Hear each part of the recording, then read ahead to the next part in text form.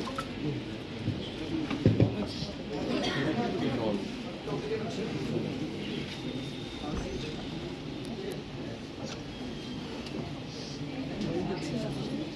afternoon to all of you. We are thankful and grateful for giving us this opportunity to be a part of this August program. On behalf of Rangamati Pathshala, we are trying to present this wonderful topic, unity in diversity through environmental enlightenment. In Bengali, পরিবেশ ভাবনায় বৈচিত্র্যের মধ্যে ঐক্য। Next please. এই বিষয়ের উপর আমরা যে যে দিকগুলি আলোকপাত করব সেগুলি হলো রাঙামাটি পাঠশালার রীতিকথা, প্রকৃতির সান্নিধ্যে মুক্তাঙ্গনে পঠন পাঠন, বিপন্নতার মুখে প্রকৃতি, পরিবেশ রক্ষায় প্রকৃতি পাঠ, মানব সম্পদের সৃষ্টি, বিবিধের মধ্যে ঐক্য, বিশ্ব সম্প্রীতি। Next please. আমরা সবাই রাঙামাটি পাঠশালারই ছোট্ট চারা গাছ। পুরুর স্নেহ পরশ নিয়ে বলবো কিছু আজ। দেখো কি সুন্দর রং বেরঙের ফুলে ভরা, গাছপালা দিয়ে ঘেরা লাল মাটির এই প্রাঙ্গণ। সবুজ বনানী আর লাল মাটির মিতালিতে গড়ে ওঠা অপূর্ব সুন্দর এই রাঢ়বঙ্গের টানে অনেক মহামানব এই মাটিতে পদচিহ্ন রেখেছেন। এসেছেন মহর্ষি দেবেন্দ্রনাথ ঠাকুর, কবিগুরু রবীন্দ্রনাথ, জাতির জনক মহাত্মা গান্ধী, নেতাজি সুভাষচন্দ্র বসু এবং আরও অনেকে আমাদের শিশু মনকে প্রস্ফুটিত করার জন্য দিয়ে গিয়েছেন তাদের সাধনার শ্রেষ্ঠ ধন, জ্ঞান ভাণ্ডার। Next please. চলো ঘুরে আসি রাঙামাটির পথ ধরে বিশ্বকবির স্মৃতি বিজড়িত শান্তিনিকেতন। বোলপুরের আদি ভুবনডাঙ্গার রুক্ষ মাটিতে প্রাণের সঞ্চার করেছে শান্তিনিকেতন। আজ থেকে বহু বছর আগে এক জীবনশিল্পী পরিবেশের কোলে বসে মুক্তাঙ্গনে শিক্ষা গ্রহণের স্বপ্ন দেখেছিলেন। সেই স্বপ্নের বাস্তব রূপ হলো আমাদের এই রাঙামাটি পাঠশালা। এখানে আমরা প্রকৃতির সান্নিধ্যে আনন্দঘন ও মুক্ত পরিবেশে বৃক্ষরাজি রাঙিনায় পঠন পাঠন করি। নিজেদের অজান্তেই পুলকিত মন বলে ওঠে, শ্যামবনানীর সরস্বতা আমায় দিল ভিক্ষা। Next please. কিন্তু বিংশ শতাব্দীর পরিবেশের সঙ্গে আজকের পরিবেশকে মেলাতে গিয়ে এবং বিশ্ব পাঠশালার সঙ্গে নিজেদেরকে একাত্ম করতে গিয়ে কোথায় যেন আমাদের কষ্ট থেকে যায় বন্ধু। একবিংশ শতাব্দীর দ্বিতীয় দশকে দাঁড়িয়ে আমরা দেখছি উদ্ভিদকুল চরম বিপন্ন। এই বিপন্নতা খুব দ্রুত ছড়িয়ে পড়ছে প্রাণীকুল সহ সর্বত্র। যেমন আমাদের প্রিয় খোয়াই সহ বিভিন্ন স্থানে বৃক্ষছেদন করে অট্টালিকার সমাবেশ তৈরি হচ্ছে। কংক্রিট জগৎ গ্রাস করেছে সমগ্র মানব সমাজকে। সবুজকে ধ্বংস করে কংক্রিটের উচ্চাপন, নিজের কবর খুঁড়েই চলে শহুরে জনগণ। চলো পরেরটা দেখে নেওয়া যাক। তবে আশার আলো এখনো প্রজ্বলিত। মরুভূমি মরুদ্যানের মতো এই শান্তিনিকেতন আমাদের প্রতিনিয়ত প্রকৃতি পাঠ দিয়ে চলেছে। অশ্বত্থ, বট, বেল, অশোক ও আমলকি চারা বীজ রোপণ করে পঞ্চবটির সৃষ্টি করেছিলেন গুরুদেব। বন মহোৎসব, সামাজিক বনসৃজন, হলকর্ষণ, বর্ষামঙ্গল প্রভৃতি উৎসবে প্রকৃতি দেবীর আবাহনের মাধ্যমে বৃক্ষরোপণ অনুষ্ঠিত হয়। Next please. শুধু কি বৃক্ষ? এখানে প্রতি বছর মানব জমিকে আবাদ করার উদ্দেশ্যে রাজ্য তথা দেশ বিদেশের বিভিন্ন প্রান্ত থেকে আমাদের মতো ক্ষুদে শিক্ষার্থীর আগমন হয়। সেই শিশুরূপী চারাগাছও এক সময় মহীরুহ হয়ে মানব সম্পদে পরিণত হয়। এই সম্পদের শিকড় ছড়িয়ে পড়ছে বিশ্বের নানা প্রান্তে। আবার সেই সম্পদের খোঁজে বিভিন্ন প্রান্তের শিক্ষার্থীরা ছুটে আসে আমাদের এই রাঙামাটির দেশে। অস্কার জয়ী সত্যজিৎ রায়, নোবেল জয়ী অমর্ত্য সেন, সঙ্গীত শিল্পী কণিকা বন্দ্যোপাধ্যায় এই রাঙামাটির পাঠশালার কৃতি ফসল। Next please. জাতি, ধর্ম, বর্ণ নির্বিশেষে বিভিন্ন ভাষাভাষীর শিক্ষার্থীরা বিদ্যাচর্চার উদ্দেশ্যে বিশ্বভারতী বিশ্ববিদ্যালয়ে আসে। ফলে রাঙামাটির শিক্ষাঙ্গন হয়ে ওঠে প্রকৃত মিলন ক্ষেত্র। তাই কবির ভাষায় বলা যায়, নানা ভাষা, নানা মত, নানা পরিধান, বিবিধের মাঝে দেখো মিলন মহান। Next please. এমনিতেই এই বিশাল ভারতবর্ষ এক বৈচিত্র্যময় দেশ। বহু জাতি, বহু ভাষা থাকা সত্ত্বেও আমরা ভারতীয়। আর এই বৈচিত্র্যের মধ্যেই ঐক্য ফুটে ওঠে। সেই ভারতবর্ষের ছোট্ট রূপ দেখা যায় এই দেশের পূর্বে পশ্চিমবঙ্গ রাজ্যের বীরভূম জেলার রাঙামাটিতে, যেখানে সমগ্র বিশ্ব ধরা দিয়েছে বিশ্ব সম্প্রীতির বার্তা নিয়ে। তাই কবির ভাষায় বলা যায়, বিশ্ব সাথে যোগে যেথায় বিহারও, সেইখানে যোগ তোমার সাথে আমারও। Next please. আমরা আশাবাদী মহাজ্ঞানী মহাজনেরা যে পথ দেখিয়ে গিয়েছেন, সেই পথ অনুসরণ করে আমরাও হব ধন্য, হব মহান। আমাদের পরিবেশ ভাবনা সবাইকে আলোড়িত করুক। বেরিয়ে আসুক সুন্দর বিশ্ব গড়ার নতুন নতুন পন্থা। নিজ নিজ ক্ষেত্রে শ্রেষ্ঠ মহামানবেরা তাদের সর্বস্ব যোগ্যতা দিয়ে এই বিশ্বকে করে তুলবেন আরো সুন্দর। দূর করবেন বিভেদ, বিবিধের মাঝে আনবেন ঐক্য। সর্বত্র ধ্বনিত হবে বসুধৈব কুটুম্বকম। এই আশা নিয়ে আমরা আমাদের নিবেদন সমাপ্ত করছি। Thank you. অনেক ধন্যবাদ। প্রশ্ন আপনাদের মধ্য থেকে থাকে? হ্যাঁ, একদমই কোনো প্রশ্ন নয়। আমি সমস্ত প্রেজেন্টারদেরকে বলতে চাইবো একটাই কথা, যে সমস্ত প্রেজেন্টেশনে পিপিটিতে লেখা আছে, যে লেখা এক্সপ্লেন করছি, this is the only presentation যেখানে ছবি আছে ওরা এক্সপ্লেন করছে। মানে মাইন্ড ব্লোয়িং। যারা প্রেজেন্ট করেছো তাদের সাথে সাথে কম্পিউটারে যে দুজন বসেছিলেন তারা হাত রেডি করে রেখেছে, নেক্সট প্লিজ বলবার আগে প্রেস করে তারা নেক্সট স্লাইডে নিয়ে এসছো। অসাধারণ, অসাধারণ। তোমাদেরকে কি বলবো, তোমাদের কাছে আমরা শুনলাম এবং বেশ কিছু জিনিস শিখলাম। থ্যাংক ইউ, ধন্যবাদ।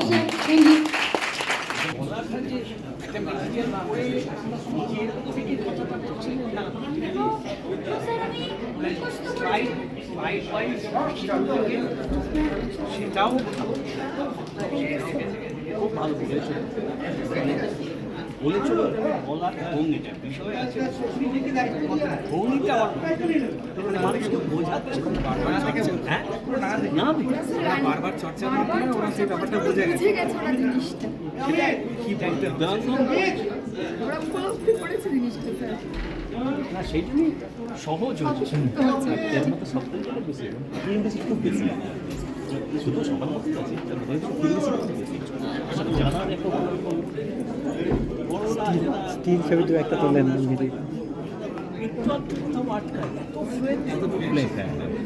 দুজনেই তাই, খুব ইন্টারনালাইজ করলেন বিষয়টা।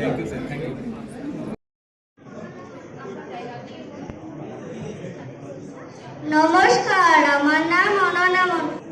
নমস্কার, আমার নাম মোহাম্মদ মানোয়ার হোসেন। নমস্কার, আমার নাম আয়েন খান। আমাদের আজকের বিষয় হলো সমন্বিত শিখন। আমরা ছবি আঁকতে খুব ভালোবাসি। আমরা একটা পরিবেশে ছবি এঁকেছি। আম গাছ, বাড়ি, আকাশ, মাঠ ইত্যাদি। আকাশের রং কি? আমের রং কি? হলুদ। গাছের পাতার রং কি? সবুজ। ছবি থেকে আমরা কিছু বাংলা শব্দ শিখতে পারলাম। আম গাছ, বাড়ি, আকাশ, পাতা, মাঠ, লাল, নীল, হলুদ। আম গাছে 1 2 3 4 5 6 7 8 9 10 11 11টি আম রয়েছে। এ থেকে আমরা সংখ্যা গোনা শিখতে পারি। ছবি থেকে আমরা বাংলা থেকে ইংরাজি এবং ইংরাজি থেকে বাংলা পরিবর্তন শিখতে পারি।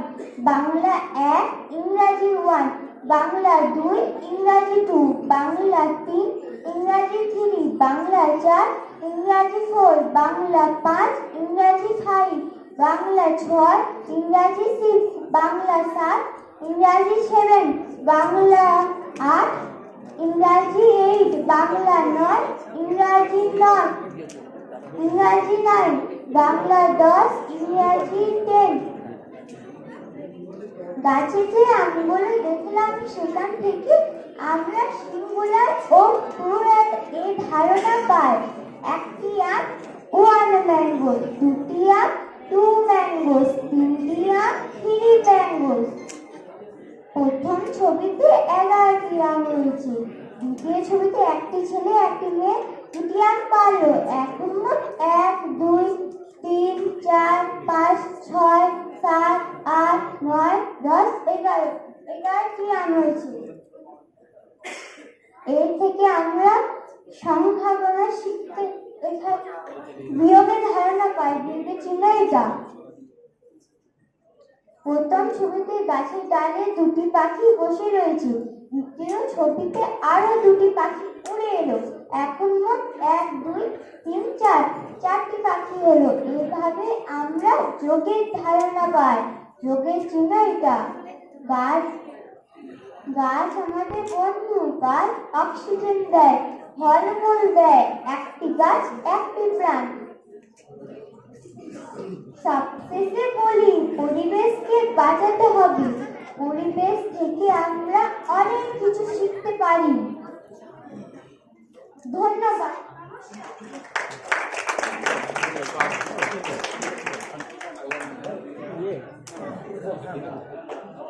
খুব সুন্দর হয়েছে, তোমাদের অসংখ্য ধন্যবাদ। তোমরা গাছ, ফল, পাখি, একদম পরিবেশের খুব সাধারণ যে উপকরণগুলো সেইগুলো নিয়ে নিজেদের মতন করে সাজিয়েছ। আমরা তোমাদের ক্লাস নেওয়া মানে তোমরা যেন আমাদের কিছু একটা বলতে চাইছিলে, বার্তা দিতে চাইছিলে, সেটা আমরা মনোযোগ দিয়ে শুনলাম, এলাম। তোমাদের আবারও অসংখ্য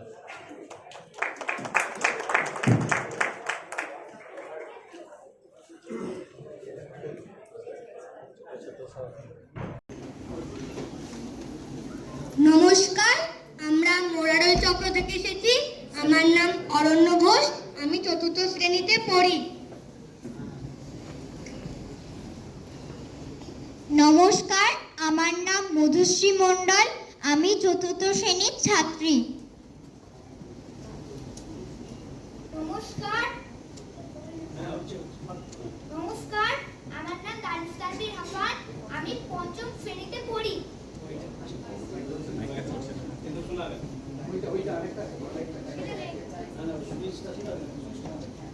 নমস্কার, আমার নাম ফারহা সুলতানা, আমি 4র্থ শ্রেণীতে পড়ি। আজ আমাদের পিপিটি মডেলের বিশেষ উপস্থাপন মানব শরীরের পঞ্চেন্দ্রিয়। ধরে নাও আমি চোখ, আমি সব কিছু দেখি। আমি আছি বলেই এই গোলাকার পৃথিবীটা এতটা সুন্দর। আমার সৌজন্যে ওই নীল আকাশ, সূর্যোদয়, সূর্যাস্তের লাল আভা, সবুজ প্রকৃতি, আরো কত কি। এইসব তোমরা আমার দ্বারা অর্থাৎ চোখের দ্বারা দেখো। তোমরা তো স্ক্রিনে দেখতেই পাচ্ছ। তারপর পাহাড়, পর্বত, নদী, ঝর্ণা, তারপর হচ্ছে কি সমুদ্র, নীল আকাশ, আরো কত কি। এসব তোমরা আমার দ্বারাই দেখো। শ্রেণীকক্ষে মাস্টার মশাইয়ের বোর্ডের লেখা, বই পড়া, ছবি আঁকা, রং করা, আরো তারপর মাস্টার মশাই যখন তোমাকে ব্যায়াম করায়, খালি হাতের ব্যায়াম, যোগাসন, মাস্টার মশাইকে অনুসরণ করে সেই ব্যায়াম করা, এইসব তো তোমরা আমার দ্বারাই করো। তারপর মিড ডে মিল খাবার সময় ভালো করে হাত ধোয়া, যেখানে ময়লা লেগে আছে সেখানটায় ভালো করে হাত ধোয়া, পচনশীল অপচনশীল বজ্র নির্দিষ্ট জায়গায় ফেলা। তাহলে কি তোমরা একটা বিষয় বুঝতে পারলে? যারা চোখে দেখতে পায় না, যারা চোখে দৃষ্টিহীন, তাদের জন্য এই গোলাকার পৃথিবীটা কতটা অন্ধকার। তাই আমি দর্শনেন্দ্রিয়, আমার গুরুত্ব কতটা তোমরা সেটা বুঝতেই পারলে। মনে করো আমি কর্ণ। না না, মহাভারতের চরিত্র নয়, মানব শরীরের এক গুরুত্বপূর্ণ অঙ্গ কর্ণ বা শ্রবণেন্দ্রিয়। আমরা অনেকক্ষণ থেকে চোখের কথা শুনলাম, কিন্তু শোনার ক্ষমতা না থাকলে শুধু বসে বসে দেখতাম ঠোঁট নড়ছে এই সুন্দর পৃথিবীর সুন্দর সুন্দর পাখিদের কুহুকুজন, সুন্দর সুন্দর গান বাজনা, ঢাক ঢোল, বিভিন্ন বাদ্যযন্ত্র যেমন বাঁশি, গিটার, সেতার, খোল ইত্যাদি, সুর ও বিভিন্ন গানের সুর। ডাক শুনেই জানতে পারো আমার সাহায্যে। এছাড়া বিভিন্ন ধরনের পশু পাখি যেমন গরু, ছাগল, হাঁস, মুরগি, ডাক শুনে জানতে পারো আমার সাহায্যে। এছাড়া বিদ্যালয়ের ক্লাসে স্যার ম্যামদের পড়ানো নামতা, চন্দ্র, কবিতা, গান শুনে শুনে মনে রাখা, রাস্তায় চলাচলের সময় পিছন থেকে গাড়ির হর্ন শুনে সরে যাওয়া, বন্ধুদের সঙ্গে হাসাহাসি, খেলা, বাড়িতে মা বাবার কথা শোনা, ঠাকুমা ও দাদুর কাছে গল্প শোনা। তাহলে সহজেই বুঝতে পারছো চোখের তুলনায় আমার গুরুত্ব কোনো অংশেই কম নয়। তাই আমি শ্রবণেন্দ্রিয়, আমার গুরুত্বও অনেক। ধরে নাও আমি নাক অর্থাৎ ঘ্রাণেন্দ্রিয়। আমাদের শরীরে সব থেকে সুন্দর জায়গা অর্থাৎ মুখমণ্ডলের ঠিক মাঝখানে উঁচু হয়ে থাকা কি দরকার তা তোমাদের সকলেরই জানা। তবু বলি, জীবনদায়ী অক্সিজেন গ্রহণ ও কার্বন ডাই অক্সাইড ত্যাগ করা ছাড়া আমার আরেকটি বিশেষ ক্ষমতা হলো ঘ্রাণ নেওয়া। সুন্দর পৃথিবীর সুন্দর সুন্দর ফুলের সুগন্ধ আমার মাধ্যমেই তো তোমরা পেয়ে থাকো, যেমন গোলাপ, টগর, জুঁই, রজনীগন্ধা, বেলি ইত্যাদি। এছাড়া আম, জাম, কাঁঠাল, বিভিন্ন ফল তথা বিভিন্ন ধরনের খাবার দাবার যেমন মাছ, মাংস, পায়েস, গুড়, বিরিয়ানি। এছাড়া সুগন্ধর পাশাপাশি দুর্গন্ধ আমার মাধ্যমেই তো তোমরা পেয়ে থাকো। তখন আমরা তাড়াতাড়ি নাকে রুমাল চাপা দিই বা সেই স্থান ত্যাগ করি বা সাবধান হতে পারি। তাই আমি ঘ্রাণেন্দ্রিয়, আমার গুরুত্ব কম নয়। মনে করো আমি জীব। বেশ, তোমাদের সবার কথা শুনলাম ও বুঝলাম আমি হলাম জীব বা জিহ্বা বা স্বাদেন্দ্রিয়। আমরা বাঙালিরা রসনায় তৃপ্ত, আর এই তৃপ্তি আসে বিভিন্ন ধরনের সুন্দর স্বাদের খাবার খেয়ে। আর আমার সৌজন্যে তোমরা সবাই চা, কফি, ভাত, মুড়ি, মাছ, মাংস, শাক, সবজি, টক, মিষ্টি, ঝাল, নোনতা ইত্যাদির স্বাদ পাও। তাই আমি না থাকলে ভালো ভালো খাবার দেখে গন্ধ নিয়ে কিছুই হতো না, যদি না তার স্বাদ পাওয়া যায়। তাই আমি স্বাদেন্দ্রিয়। তাই আমি আছি বলে মাংস, মিষ্টি, আইসক্রিম, ভোজ খাওয়া, রেস্টুরেন্টে খাওয়া এইসব খুব তৃপ্তিদায়ক ও আনন্দদায়ক। তবে স্বাদ গ্রহণের পাশাপাশি সঠিক উচ্চারণ করে কথা বলতে গেলেও আমি খুবই উপযোগী। ঠিকঠাক বলা না হলে ঠিকঠাক শোনাও যাবে না আর শেখাও যাবে না। তাই আমি স্বাদেন্দ্রিয়, আমার ভূমিকা মানব শরীরের অত্যন্ত গুরুত্বপূর্ণ অঙ্গ। আমাদের মানব শরীরের পুরোটাই আবৃত করে রেখেছে আমাদের ত্বক অর্থাৎ স্পর্শ ইন্দ্রিয়।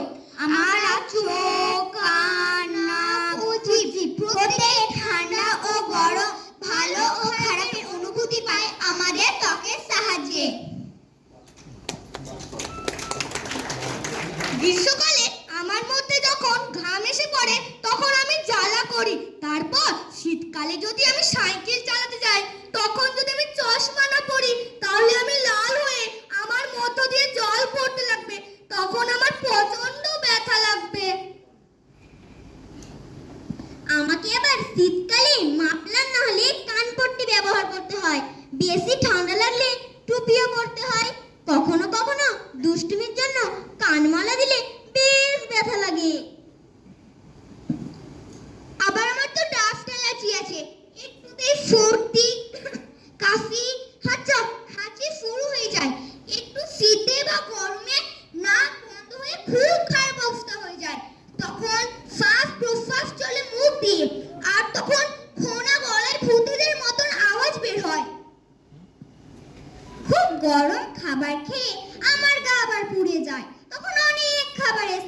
না, আবার খুব ঠান্ডা খাবার খেলে আমি ভারী হয়ে যাই।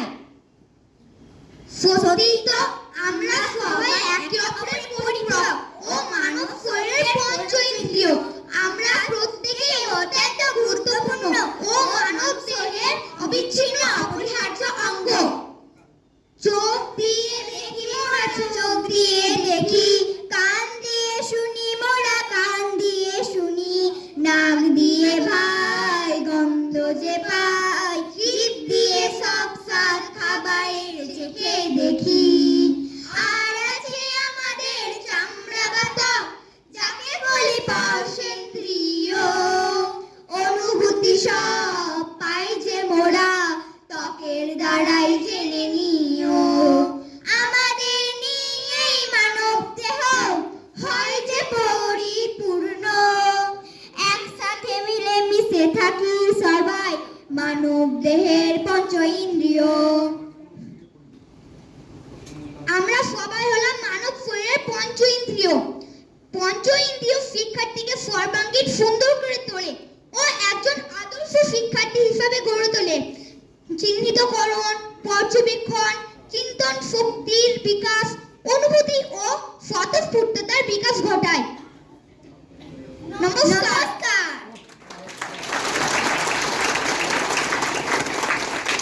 খুব ভালো হয়েছে। আমাদের যারা এক্সপার্ট কমিটি রয়েছেন এবং আমাদের যে সমস্ত গেস্ট রয়েছেন, আপনাদের যদি কোনো কোশ্চেন থাকে, কোশ্চেনিয়ার একটা পর্ব আছে, আমাদের তরফ থেকে যদি কোনো কোশ্চেন থাকে আমাদের ছাত্রদের জিজ্ঞাসা করতে পারেন। কোয়েশ্চেন করা তো ধৃষ্টতার ব্যাপার এদেরকে। সত্যি কথা তোমাদের প্রেজেন্টেশন শুনতে শুনতে গভীর অরণ্যে হারিয়ে গেছিলাম। বুঝতেই পারছিলাম না যে এটা ক্লাস 4-5 বাচ্চারা করছে না মানে দিগ্গজ কোনো ব্যক্তিত্বরা এরা এসে প্রেজেন্ট করছে। তোমাদের প্রেজেন্টেশন যত দেখছি তত আমরা শিখছি যে প্রেজেন্টেশন কি করে করতে হয়, বোর্ডের দিকে না তাকিয়ে, পিপিটির দিকে না তাকিয়ে। অসাধারণ অসাধারণ, থ্যাংক ইউ। কারো কিছু আপনাদের স্যার, আমাদের জাজের তো বললেন আমাদের আমরা চাই যে আমাদের যারা গুণীজনরা এসছেন, আপনারা যদি একটু সাজেশন দেন আমার খুদের শিক্ষার্থীদের কেউ। স্যার, প্রেজেন্টেশনটা খুবই ভালো হয়েছে, উনি বললেন। আর তোমরা যেভাবে বললে সেটা খুবই মানে বলবার মতো ঘটনা যে তোমাদের যে ক্লাস 4-এ পড়ছো সেটা মনে হচ্ছে না, যেন সত্যি তোমরা একটা ক্লাস নিচ্ছ, এটা বড়দের ক্লাস নিচ্ছ, এরকম একটা মনে হচ্ছে। এই জন্য খুবই ভালো। ওই ছবিগুলোর ক্ষেত্রে আমার একটা মনে হয়েছে যে বিদেশি ছবিগুলোকে বাদ দিয়ে ওটা দেশি ছবি যদি দেওয়া যেত, মানে ধরো যাক ওই যে ফলের ছবিটা, ওই ফলটা আমাদের দেশে প্রায় নেই, কিন্তু ওখানে যদি একটা অন্য কিছু যার গন্ধ আছে, সেটা আমই হোক বা অন্য কোনো, আর মুখগুলো যদি দেশি হতো আমার মনে হয় আরেকটু ভালো হতো। কিন্তু তা সব মিলিয়ে সবটাই ভালো, অনেক অনেক ভালো। আমি আমাদের গেস্টের আর 5টা মিনিট আমি নেব। আমাদের মোহাম্মদ বাজার চক্র, মোহাম্মদ বাজার সার্কেল, আপনাদের আরেকটা পিপিটি 5 মিনিটের ব্যাপার, 5 মিনিট। নমস্কার, আমি প্রীতম ভান্ডারী, মোহাম্মদ বাজার চক্রে তেঁতুলবিড়িয়া সিবি স্কুলের ছাত্র। আমার সঙ্গে রয়েছে সৌমি, সাগুপ্তা এবং অরিজিৎ। বীরভূম জেলার প্রাথমিক বিদ্যালয় সংসদের আয়োজিত এই অনুষ্ঠানের রঙিন মঞ্চ থেকে উপস্থিত বিচারক মণ্ডলী ও আমন্ত্রিত বিশিষ্ট আপনজন, সকল শিক্ষক শিক্ষিকা ও বন্ধুদের জানাই প্রণাম ও শুভেচ্ছা। আমাদের অ্যাক্টিভিটি এখনই শুরু হতে চলেছে, সকলের দৃষ্টি আকর্ষণ করছি।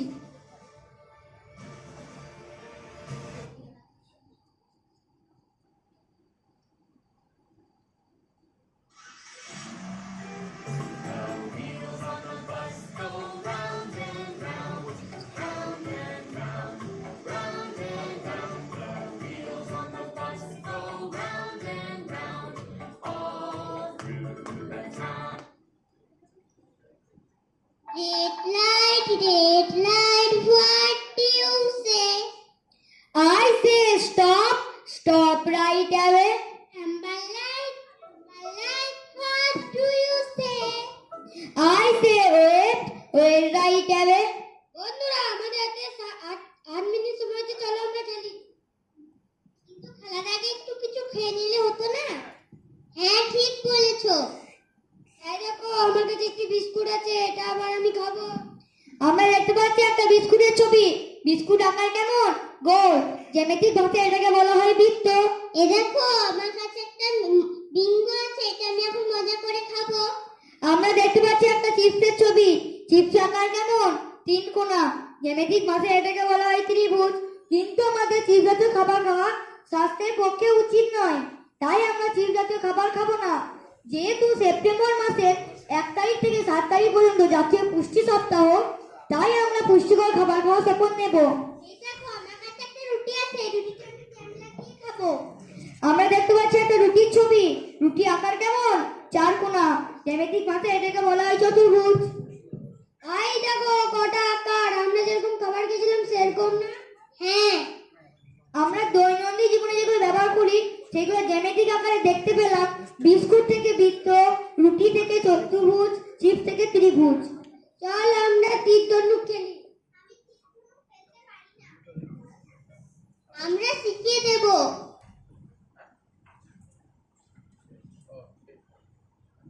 দেখি অরিজিৎ কত পেয়েছে।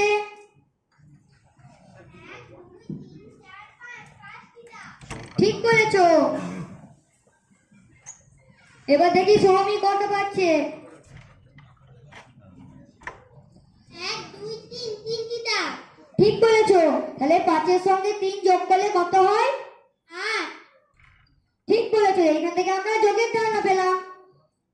চল আমরা বেলুন ফাটানো খেলি। সৌমি তুই ভালো ফাটাস।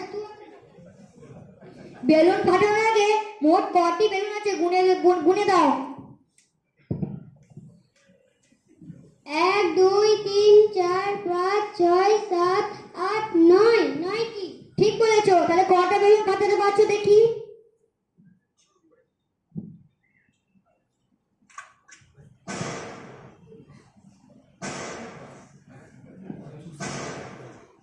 বাহ বাহ, খুব সুন্দর। তুমি 3টে ফাটিয়ে দিয়েছো। তাহলে 9টা বেলুন ছিল, তুমি 3টে বেলুন ফাটিয়ে দিলে কটা থাকে? 6টি। দেখো গুনে বলো তো কটা বেলুন রয়েছে এখন? তাহলে 9টা থেকে 3টে বাদ দিলে হয় 6। এখান থেকে আমরা বিয়োগের ধারণা পেলাম। বন্ধুরা আমরা অনেক আধুনিক খেলা খেলেছি, চলো এবার আমরা গ্রামের খেলা খেলি। কিন্তু কি খেলবে? স্কুলে যেরকম রবিবার সোমবার লেখা থাকে সেরকম খেলবি? হ্যাঁ। আমরা দেখতে পাচ্ছি একটি খেলা। এই খেলাটির নাম কি? কিতকিত। এটা একটি গ্রাম আঞ্চলিক খেলা। গ্রাম অঞ্চলে আমি স্কুলেও খেলে থাকি। এটাকে ইংরেজিতে ফোক গেম বলা হয়। সৌমি তুই আগে যা। রবি সোম সিজ জম্বে। আমি আর পারলাম না, তুই তো মঙ্গলবারে আটকে গেলি। রবি সোম মঙ্গল বুধ বৃহস্পতি শুক্র শনি। হ্যাঁ হ্যাঁ হ্যাঁ আমি পেরে গেছি। হি ইজ লাফিং। তাহলে আমরা জানলাম কিতকিত খেলা থেকে 7টি বারের নাম এবং 7 দিনে 1 সপ্তাহ। তাহলে সপ্তাহে 7টি বারের নামের সাথে নক্ষত্র গ্রহ উপগ্রহের নামের মিল রয়েছে। যেমন সূর্যকে বলা হয় রবি, তাই রবি থেকে রবিবার। চাঁদকে বলা হয় সোম, তাই সোম থেকে সোমবার। মঙ্গল বুধ বৃহস্পতি শুক্র শনি এরকমই একই গ্রহের সাথে বারের মিল রয়েছে। রবি she is crying. তোর পায়ে তো ভালো লেগেছে, কিন্তু নিচে চুলকানির মতন কি বেরিয়েছে? তুই কি নিম পাতা ব্যবহার করিস না? তেতো জিনিস খাস না? এবার থেকে খাবি। আমরা দেখতে পাচ্ছি নিম পাতা ছবি। নিম পাতা ব্যবহার করলে চুলকানি দাগ ঠিক হয়ে যায়। আমার যখন ঠান্ডা লাগে তখন আমার মা আমাকে তুলসী পাতা খাওয়ায়। আমরা দেখতে পাচ্ছি তুলসী পাতা ও বসন্ত পাতার ছবি। তুলসী পাতা ও বসন্ত পাতা খেলে সর্দি কাশি নিরাময় হয়। আমার যখন আমাশা হয়েছিল আমার মা আমাকে থানকুনি পাতা খেতে দিয়েছিল। আমরা দেখতে পাচ্ছি থানকুনি পাতার ছবি। থানকুনি পাতা খেলে আমাদের পেটে আমশা ঠিক হয়ে যায়। তাহলে এতক্ষণ আমরা বিশ্বজ উদ্ভিদের কথা বললাম। তাহলে বলো তো অনেক অনেক গাছ কোথায় থাকে? বনে। এটা কিসের ছবি? জঙ্গলে। জঙ্গলে কয়েকটি পশু পাখির নাম বলো তো? বাঘ, সিংহ, টিয়া, ময়ূর। বাহ বাহ, দেখো বন থেকে কি বেরিয়ে আসছে বলো তো?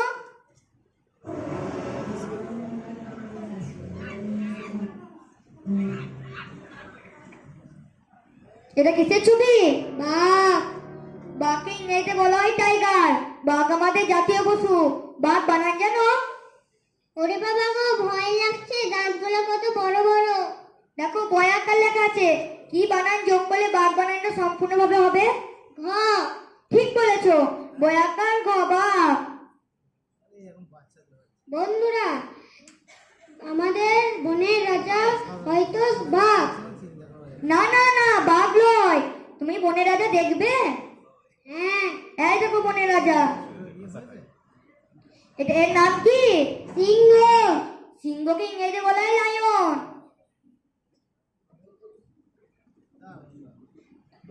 এই দেখো লাইন বানানটি সম্পূর্ণভাবে লেখা নেই। কি লেটার যোগ করলে লাইন বানানটা সম্পূর্ণভাবে হবে? এন। ঠিক বলেছো, LION, লায়ন। তোমার কি ভালো লাগে? তুমি কি ময়ূর দেখবে? এই দেখো ময়ূর।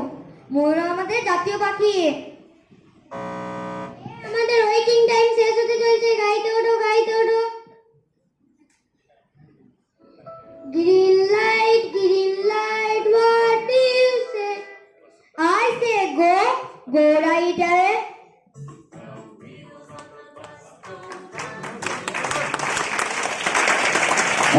এইখানে আমাদের অ্যাক্টিভিটি সমাপ্ত হলো। অনেক অনেক ধন্যবাদ মোহাম্মদ বাজার সার্কেলকে। তো আমাদের যারা এক্সপার্ট কমিটিতে রয়েছেন এবং আমাদের যারা গেস্ট যারা রয়েছেন তাদের যদি কোনো কোশ্চেন থাকে আমি অনুরোধ করব আমাদের বাচ্চাদেরকে হ্যাঁ, কিছু জিজ্ঞাসা থাকলে বলুন। Thank you chairman sir. তোমরা যে এটা করলে, এটা মজা পেয়েছো তো? হ্যাঁ। ঠিক। এই যে প্রেজেন্টেশনটা হলো, আমাদের যেটা পলিসি এডুকেশনে বলেছে, joyful learning, enjoyful learning, learning by doing, holistic development, সবগুলোই তোমরা দেখছি ফলো করেছো। খুব ভালো লাগলো। এবং বিশেষ করে আরো থ্যাংক ইউ এদেরকে উৎসাহিত করার জন্য বিভিন্ন ইনস্টিটিউশনের টিচার্স যারা রয়েছে। গতকাল টিচার্স ডে গেছে, আমাদের সবারই তরফ থেকে সেই শিক্ষক শিক্ষিকাদের এইভাবে প্রশিক্ষণ করে ট্রেনিং দিয়ে এখানে উপস্থাপন করার জন্য সমস্ত শিক্ষক শিক্ষিকাকে আমাদের সবারই তরফ থেকে অসংখ্য ধন্যবাদ। Thank you sir. আমি একটা কথা বলতে চাই, আজকে এখানে সকলেই আমার গুরুজন এবং শিক্ষক, আর পুঁথিগত বিদ্যালয়ের শিক্ষকও আমার হাজির আছেন। আমার স্যার তীর্থবাবু, ওনার কাছে থেকে আমি অনেক কিছু শিখেছি। স্যার, ইউনিফর্মের জন্য একবার বকানিকে স্কুলের ইউনিফর্ম বানিয়ে নিয়েছি। অনেক ধন্যবাদ। আমি মঞ্চে আমাদের মধ্যে পেয়েছি প্রফেসর অলোক বন্দ্যোপাধ্যায় মহাশয়কে, পেয়েছি প্রফেসর সিরাজুল ইসলাম মহাশয়কে। আমি মঞ্চে আসার জন্য অনুরোধ করছি আমাদের ডায়েটের প্রিন্সিপাল অমরেন্দ্র সি মহাশয়কে এবং আমাদের তিনজন AI সাহেব, রামেনবাবু, অমিতবাবু এবং আনন্দ সাহেবকে মঞ্চে আসার জন্য অনুরোধ করছি। প্রথম পাঁচে আমাদের যে সমস্ত সার্কেলগুলো ছিল সেগুলো মোহাম্মদবাজার, আমোদপুর, শিউড়ি সদর ইস্ট, মুরারই এবং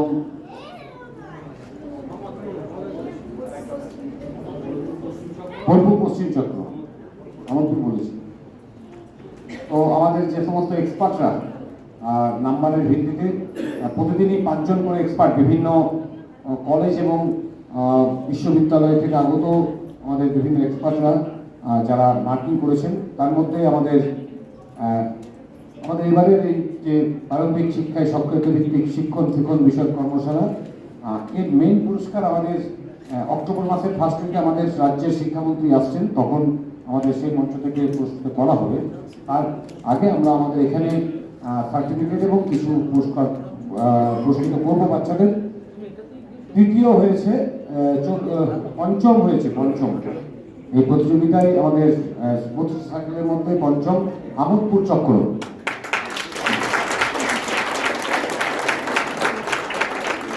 চতুর্থ স্থান লাভ করেছে রামপুরহাট সাব ডিভিশনের মুরারই চক্র। তৃতীয় স্থান শিউড়ি সাব ডিভিশনের সদর ইস্ট। প্রথম এবং দ্বিতীয় লড়াই দুটোই সার্কেল, বোলপুর পশ্চিম চক্র আর মোহাম্মদ বাজার চক্র। ছেলে মেয়েরা প্রথম এবং দ্বিতীয়, প্রথম দিন থেকে আমাদের দুই জাজ এখানে কমন দুই জাজ আছেন, সুদীপ্ত স্যার এবং বাপি স্যার। কিচ্ছু বলুন। তো যাই হোক, আমরা সবাই জানি যে বাচ্চাদের মধ্যে যে কম্পিটিশান যেটা হয়েছে তারা খুব এনজয় করেছে, তারা খুব আমাদের যেটা মোটিভ ছিল জয়, একটা পার্থক্য ছিল যার তরুণ আর কি ফার্স্ট সেকেন্ড হয়েছে, এবং 5 জন জাজ যা নাম্বার দিয়েছে সেটাকে গড় করে হয়েছে। তো যাই হোক, নাম্বারটা আমরা দেখেছি, একজন ছিল 127 আর একজন ছিল 125, মানে 2 অঙ্কের তফাৎ, 5 জন জাজের মধ্যে 2 অঙ্কের তফাৎ। তো খুব ভালো হয়েছে। তো স্যারকে রিকোয়েস্ট করবো যে বলে দিন স্যার কে হতে পারে? বোলপুর না মোহাম্মদ বাজার? আমাদের এবারের যে কর্মশালা, এখানে প্রথম স্থান অধিকার করেছে সিউড়ি সাব ডিভিশনের মোহাম্মদ বাজার চক্র এবং দ্বিতীয় বোলপুর পশ্চিম চক্র। আমি প্রথমেই আমাদের এই কর্মশালার পঞ্চম আমাদের আমোদপুর সার্কেলের 2 জন গাইড টিচার, এসআই ম্যাডাম এবং 4 জন ছাত্রছাত্রীকে মঞ্চের সামনে আসার জন্য অনুরোধ করছি।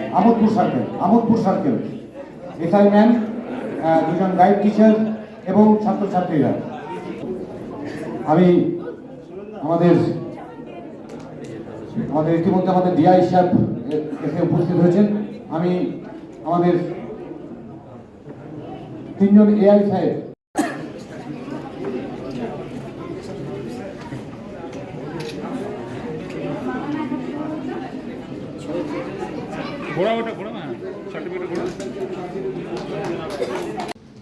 সেই সিস্টেমটা তো আছে, এই সিস্টেমটাকে একটা ধাক্কা মারা দরকার।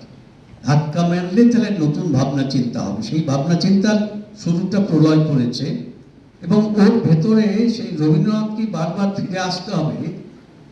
বুকের মধ্যে বিশ্বলোকের পাবিসারা, এই বিশ্বলোকের পাবিসারা পেয়েছে বলে বোধহয় ও আরো বেশি করে ইনিশিয়েটিভ নিয়ে এগিয়ে আসতে পেরেছে নতুন ভাবনা চিন্তার বিকাশ ঘটাতে।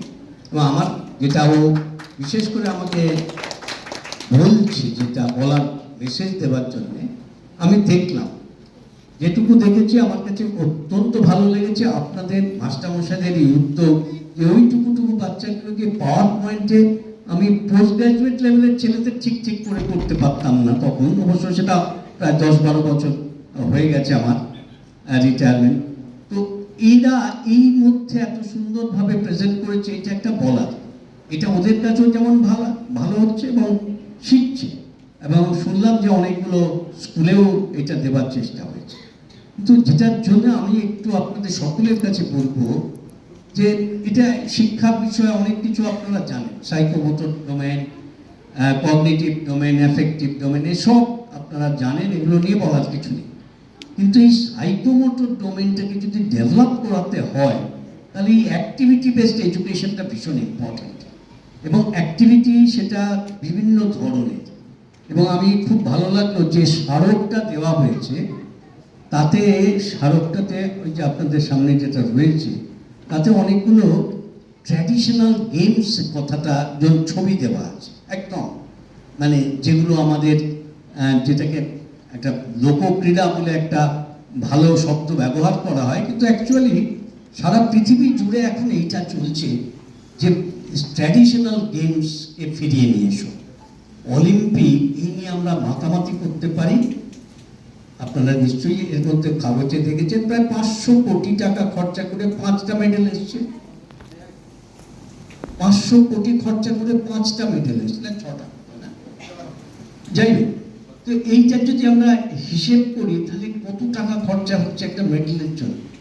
একটা দরকার, এগুলো পার্টিসিপেশন দরকার, কিন্তু এই বিশাল যে জনসংখ্যার কথা উল্লেখ করছেন সেই মানুষগুলো তো পিছিয়ে আছে।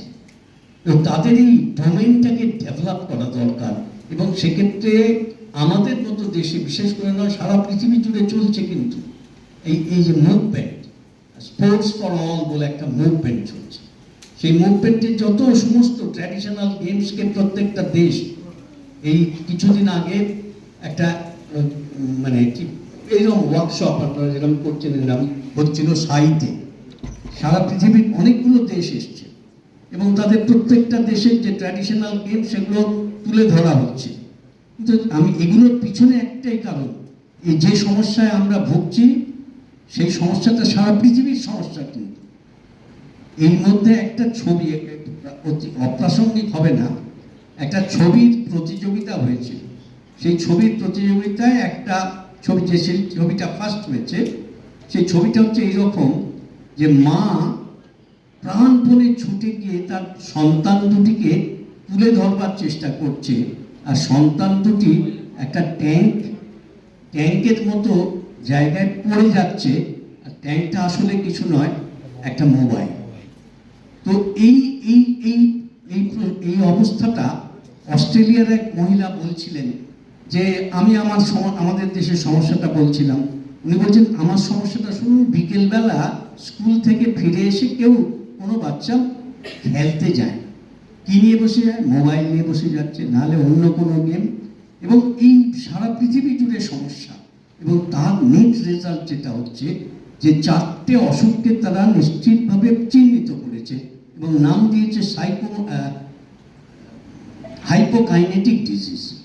4টে অসুখ হচ্ছে, একটা ব্লাড সুগার জনিত অসুখ, একটা হার্টের সমস্ত কিছু অসুখ, একটা রিউম্যাটিক আর্থ্রাইটিস, 3টি, এবং চতুর্থটা অতি সম্প্রতি সেটা চিহ্নিত করা হয়েছে কোলন ক্যান্সার। এই সমস্তটার কারণ হচ্ছে খুব অল্প বয়সের থেকে যারা একদম নিষ্ক্রিয় জীবন, শুধু বই আর ওই মোবাইল গেম বা এই সব করে বেড়াচ্ছে, যারা পরিশ্রম করছে না। এই পরিশ্রম করার হাতে খড়িটা কিন্তু আপনাদের হাতে। সেই জন্য তাদেরকে এই সাইকোমোটর ডেভেলপমেন্ট করার জন্যে যত রকমভাবে, এইটার মধ্যে দিয়েই কিন্তু আমি দেখছিলাম আপনাদের যে প্রেজেন্টেশনগুলো, ওটার মধ্যে দিয়ে কিন্তু যেমন আপনারা রাস্তা চেনাচ্ছেন, খাদ্য চেনাচ্ছেন, কোনটা ঠিক ঠিক তেমনি করে আপনারা আরও অনেক কিছু শেখাতে পারেন এই মধ্যে দিয়ে। এবং শেষ করি, আর বেশি কথা বলার দরকার নেই, আবার রবীন্দ্রনাথে ফিরে আসি। এই জায়গা থেকে তো রবীন্দ্রনাথ যেতেই দেবে না আমাদের। কতদিন, 125 বছর হয়ে গেছে এই কবিতাটা রবীন্দ্রনাথ লিখেছিলেন। এবার ফেরাও মোড়ে, সেই তার মধ্যে একটা লাইন, অনেক বড় কবিতা, আমি ওই যেখানে আছে এইসব ম্লান মুখে দিতে হবে ভাষা ইত্যাদি ইত্যাদি, তার তলার দিকে দেখুন সেখানে লেখা আছে অন্ন চাই, প্রাণ চাই, চাই মুক্ত বায়ু, চাই আনন্দ উজ্জ্বল পরময়। আর পরের লাইনটা আমার গায়ে কাঁটা দিয়ে উঠছে, সাহস বিস্তৃত বক্ষপট।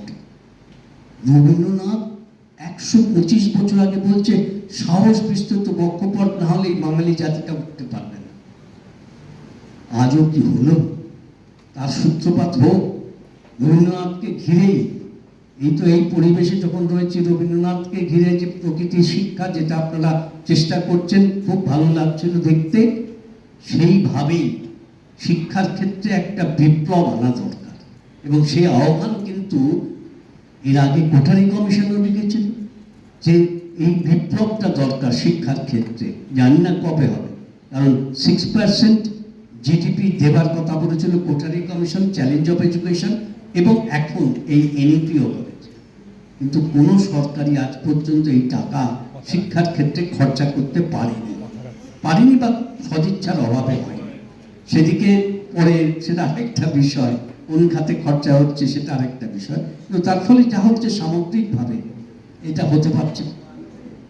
18 থেকে 25 বছর বয়স, আপনারা যারা উচ্চশিক্ষার সঙ্গে যুক্ত একটু আছেন তাদের বলি, 18 থেকে 25 এই যে সংখ্যা বয়সের দিক থেকে সারা পৃথিবীতে সবচেয়ে বেশি আছে ভারতবর্ষে। আর অনেকগুলো দেশের চাইতে অনেক পিছিয়ে আছে। এরা হায়ার এডুকেশনের একটা সিঁড়িতে পা ফেলতে পারছে। 18 থেকে 25-এর যদি সারা পৃথিবীর যদি একটা টার্গেট হয় 50% অফ দি পপুলেশন তারা হায়ার এডুকেশন পাবে, আমেরিকাতেও 50% নেই, কিন্তু আমাদের ধারে কাছের দেশগুলো তারা কেউ কেউ 35, 40, চীন আছে, জাপান আছে, কোরিয়া আছে, এরকম আরও অনেকগুলো দেশ, সিঙ্গাপুর আছে, যারা অনেকটা ওপরে আছে, এমনকি মালয়েশিয়া, থাইল্যান্ডও ওপরের দিকে যাচ্ছে। সেক্ষেত্রে আমাদের যখন এই পরিকল্পনাটা নেওয়া হয়েছিল তখন মাত্র 18% ছিল, অর্থাৎ 100 জনের মাত্র 18 জন হায়ার সেকেন্ডারির পর অন্য যা কিছু প্রফেশনাল কোর্স হোক বা যা কিছু, যেখানে হায়ার সেকেন্ডারিটা হচ্ছে মিনিমাম কোয়ালিফিকেশন, সেইটাই উঠতে পারছে।